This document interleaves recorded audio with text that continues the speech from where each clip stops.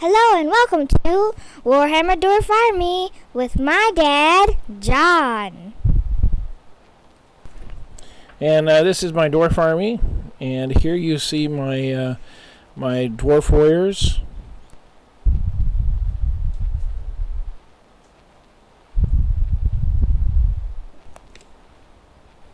Originally, the guy that did these had given them blue faces. He thought because it was cold in the mountains that they would have blue skin. And also, there's something in some lore about having dwarves having blue faces. But my army are all pink, so I went ahead and repainted the faces and hands pink. When I picked up the spear unit, it was a lot smaller. I refurbished it and added to it.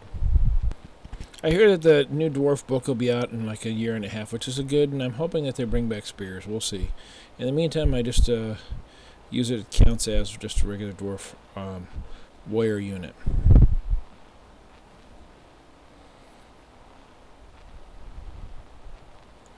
One nice thing about picking up dwarves or others from eBay is people tend to paint the figures the same way.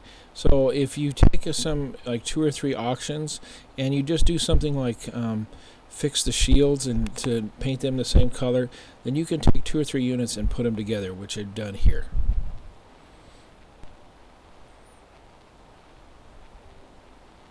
In the 1980s and 1990s, Games Workshop made a lot of really interesting dwarves. That's one reason I collect dwarves, and I have so many. It's just they were just so cool. If you go on the Stuff of Legends site, you can see a lot of the catalogs of different manufacturers through the years. And if you look at the Citadel catalogs, you can see just what all these figures look like, and just the wide variety that was out there. Here you have a set of my old miners. I have about half my miners are being refurbished now, so didn't put them in the pictures. But this is probably my favorite mining unit just because of all the different poses. Here's another one that also, these are from the same army that had the blue faces. This guy did a lot of neat things with the extra pieces. And here's another one of my miner units that I really like just because it looks nice. And you'll notice the guy on the end there, I think he is a Bob Ollie figure. Bob Ollie is a sculptor, and now he makes space dwarves that he calls scrunts. And you can just see how neat some of these figures are. Here I had my painter give him an old style gun and paint him up like the guys in ZZ Top. ZZ Top is a band that was really popular in the 80s, and everybody in the band had beards except for the drummer that was named Beard, so they were just a cool band. In the next few pictures you'll see some of my Longbeard units. This yellow unit here is a Longbeard unit with a dwarf warrior unit that's attached to it. I had some of the figures painted up so they could be in either unit, so I could make whichever one I needed larger.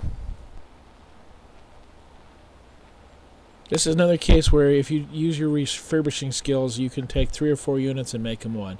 These Longbeards here, all I had to do was repaint the feathers and redo the shields, and I put like 3 or 4 units and made them one big unit of like 90 figures.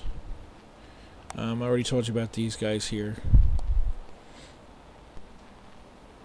Here's another set of Longbeards. These ones are an older set that I really like.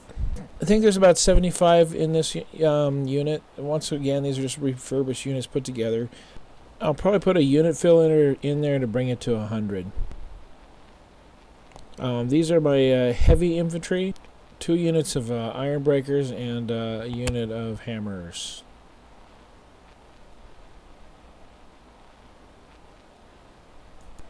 These are the newer iron breakers. A lot of these guys came from Hong Kong. Some of the other ones refurbished and made to be painted the same way. This is my White Eagle Iron Breaker unit. This one took a long time to put together. And the unifying piece again of this is just the shield. And the feathers. This is my hammer unit. I don't like the hammer unit they have, so I went ahead, the new hammer units, I went ahead and I've just collected old figures that look like good hammerers.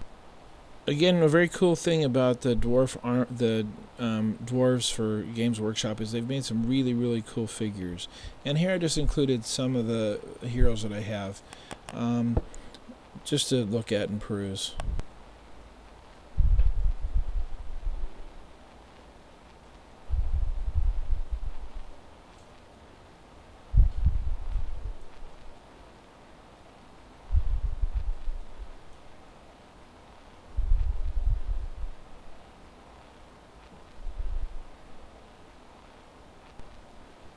Okay, and then here's my ballistic forces, my corollars, and my thunderers.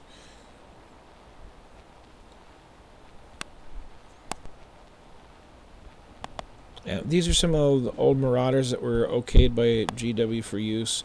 As Marauder built more figures for GW, the figures came more into scale with the rest of the dwarfs. And here's some old Thunderers that I have. Very cool looking figures. Most of them are Games Workshop. Some of them aren't. Here's my artillery park. Some of my stuff isn't in here, but most of it is.